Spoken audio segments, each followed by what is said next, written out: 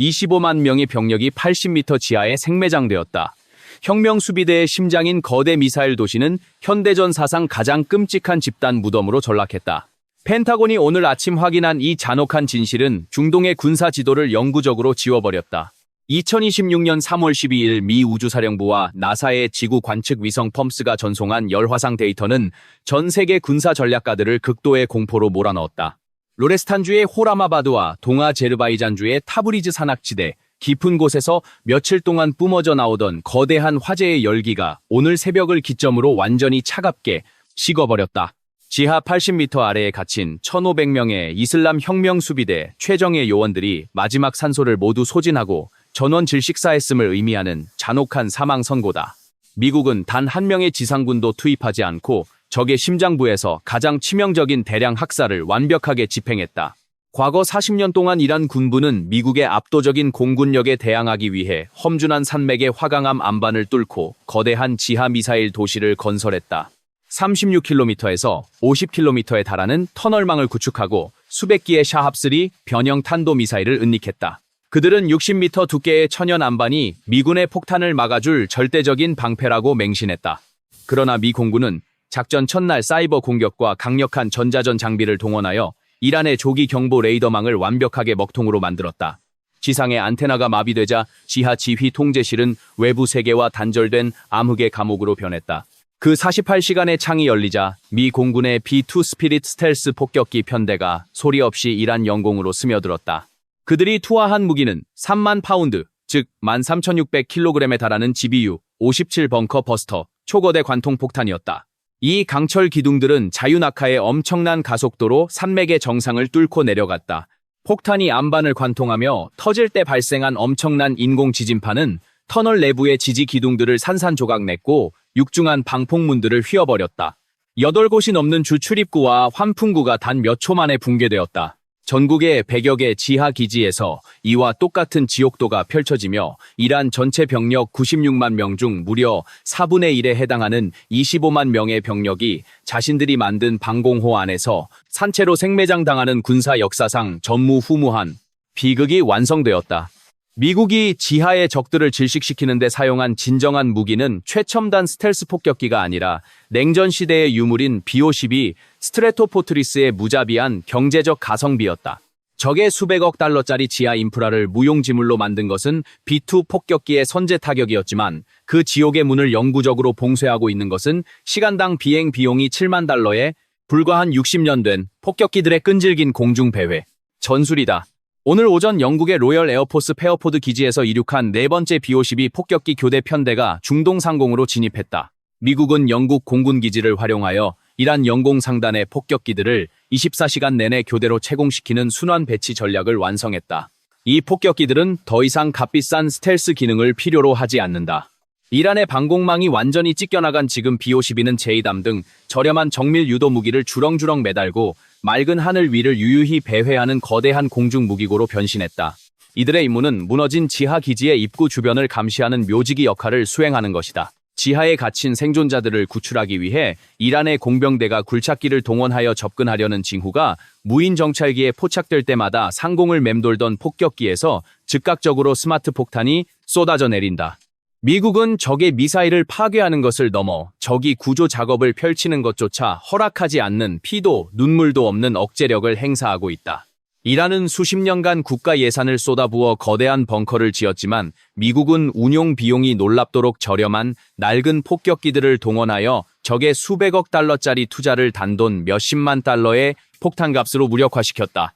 사용할 수도 없고 꺼낼 수도 없는 고철 덩어리들을 안고 있는 이란 수뇌부는 매일 상공을 맴도는 엔진 소리를 들으며 완벽한 경제적 군사적 덫에 빠져버린 것이다. 미 중부사령부, 즉 센트콤이 오늘 발표한 작전 요약 보고서에는 이란 정권의 생명줄이 완전히 끊어졌음을 증명하는 가장 치명적인 통계가 적혀 있었다. 에픽 퓨리 작전이 시작된 이후 현재까지 정확히 72시간 동안 이란 영토 내에서는 단 한 발의 탄도 미사일도 발사되지 않았다. 자폭 드론의 발사 시도 역시 73% 급감했다. 이 무시무시한 통계는 단순히 이란 본토의 방어력이 무너졌음을 의미하는 것이 아니다. 이란 이슬람 혁명 수비대라는 거대한 신경망이 완전히 마비되었음을 보여주는 가장 확실한 징후다. 미국의 폭탄이 뚫고 들어간 곳은 이란의 지하 벙커만이 아니었다.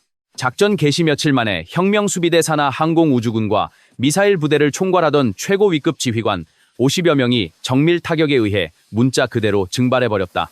무엇보다 최고 지도자 알리 하메네이가 폭격 과정에서 치명상을 입고 사망했다는 서방 정보기관의 극비 첩보가 오늘 새벽 사실로 굳어지며 테헤란의 지휘부는 완전히 붕괴했다.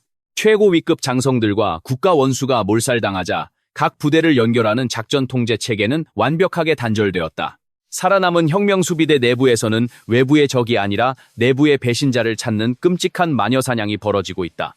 1급 기밀 시설인 미사일 벙커의 정확한 좌표가 어떻게 미군에게 노출되었는가에 대한 의문은 이란 수뇌부를 미치게 만들고 있다. 그들은 조직 내부 최고 위층에 미국의 CIA나 이스라엘 모사드의 정보원이 존재한다고 확신하고 있다.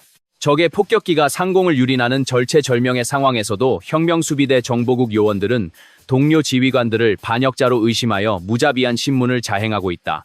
미국의 폭탄이 이란의 물리적 인프라를 부수고 있다면 혁명수비대 내부의 이 상호 불신은 이란 정권의 정치적 심장부를 스스로 도려내며 완전한 내파, 즉 스스로 붕괴하는 자멸의 과정을 가속화하고 있다. 이란의 지하 거점이 잿더미로 변하자 이란이 중동 전역에서 자금과 무기를 지원하며 구축해놓은 거대한 대리전 네트워크, 즉 저항의 축 전체가 심장마비를 일으키고 있다. 레바논의 헤즈볼라, 예멘의 후티 반군, 그리고 가자 지구의 하마스는 이란의 지하 무기고에서 은밀히 생산되어 육로와 해상 루트를 통해 공급되는 미사일 부품에 절대적으로 의존해 왔다. 그러나 호라마바드와 타브리즈의 출입구가 미 공군의 폭격기들에 의해 철저하게 봉쇄되자 중동 전역으로 뻗어나가던 무기 공급망의 대동맥이 단숨에 절단되었다. 무기와 탄약의 보급선이 끊긴 대리 세력들은 전례 없는 극도의 공포에 빠져 있다. 홍해에서 국제 상선을 위협하던 후티 반군은 이란으로부터의 대함 탄도 미사일 부품 공급이 중단되자 즉각적으로 작전 능력을 상실했다. 이스라엘 북부를 향해 로켓을 퍼붓던 헤즈볼라 역시 본토의 지휘 통제소가 마비되고 자금 송금망이 차단되자 괴멸적인 타격을 피하기 위해 지하 깊은 곳으로 숨어들어 침묵을 지키고 있다. 이란이라는 거대한 보호 우산이 찢겨나가자 이들은 각자 도생의 처절한 현실에 직면하게 되었다. 이러한 지정학적 힘의 공백 상태는 주변 아랍 국가들의 전략적 계산을 급격하게 변화시키고 있다. 사우디아라비아와 아랍에미리트 등 걸프 국가들은 이란의 군사 인프라가 잿더미로 변하는 과정을 실시간으로 지켜보며 전략적 재편에 나섰다. 이들은 이란의 지역 패권이 완전히 몰락하는 이 결정적인 순간을 활용하여 예멘의 후티 반군을 압박하고 시리아 내에서의 외교적 영향력을 확대하려는 발빠른 움직임을 보이고 있다. 1700개의 주요 타겟이 파괴되고 군수 지원 능력이 제로에 수렴하게 된 이란은 이제 협상 테이블에 올려놓을 그 어떤 패도 쥐지 못한 채 완벽한 외교적 고립 상태에 직면했다. 워싱턴의 주요 군사전략연구소인 CSIS와 랜드 연구소의 수석 분석가들은 이번 에픽 퓨리 작전을 현대전의 패러다임을 영구적으로 뒤바꾼 군사적 혁명으로 평가하고 있다. 이란의 참혹한 패배는 단순히 한 국가의 군사력이 붕괴한 사건을 넘어 제2차 세계대전 이후 전 세계의 수많은 국가들이 맹신해오던 지하, 요새화 방어, 독트린 즉 산을 파고 들어가면 미군의 폭격을 피할 수 있다는 1차원적인 군사교리가 영구적으로 사망했음을 선포하는 역사적인 장례식이다. 미국은 물리적인 화강암 덩어리를 GBU 57 관통 무기와 B1 랜서 B2, B-52 폭격기를 혼합 운용하여 산맥 자체를 적의 무덤으로 만들어버렸다. 이 작전의 성공은 전 세계의 지형도를 완전히 바꿔놓을 것이다. 이란의 몰락을 지켜본 러시아나 북한과 같은 국가들은 자신들이 막대한 자금을 들여 건설해놓은 지하 지휘소나 핵시설들이 더 이상 미군의 정밀 타격으로부터 안전하지 않다는 현실을 직시하게 되었다. 그들은 지하시설을 유지하기 위해 천문학적인 방공 시스템을 추가로 건설하거나 완전히 새로운 형태의 생존 전략을 찾아야 하는 딜레마에 빠지게 되었다. 한편 이란 내부에서는 무적을 자랑하던 혁명수비대가 미군의 폭격 앞에 떼죽음을 당하는 모습을 목격한 민중들이 분노의 불길을 점화할 준비를 하고 있다. 통제력을 잃은 억압적인 정권은 군사적 패배에 이어 내부로부터의 거대한 민중 봉기라는 최후의 심판대에 오르게 될 것이다. 결론적으로 이란의 지하 미사일 도시들은 정권의 힘을 투사하는 심장이 아니라 정권의 목을 조르는 가장 무거운 족쇄이자 거대한 화장터로 전락했다. 수백억 달러의 투자와 40년의 세월 그리고 25만 명의 병력을 산맥 아래에 묻어버린 테헤란의 수뇌부는 자신들이 구축한 견고한 벽이 사실은 스스로를 가두는 완벽한 감옥이었음을 너무 늦게 깨달았다. 에픽 퓨리 작전은 특정 무기를 무력화시킨 국지적 공습이 아니라 경직된 군사 독트린이 첨단 기술과 유연한 정보 자산 앞에 어떻게 철저하게 파멸하는지를 보여주는 가장 잔혹한 교훈으로 역사에 남을 것이다. 혁명수비대의 군사적 괴멸은 단순히 지하 벙커의 붕괴로 끝나지 않았다.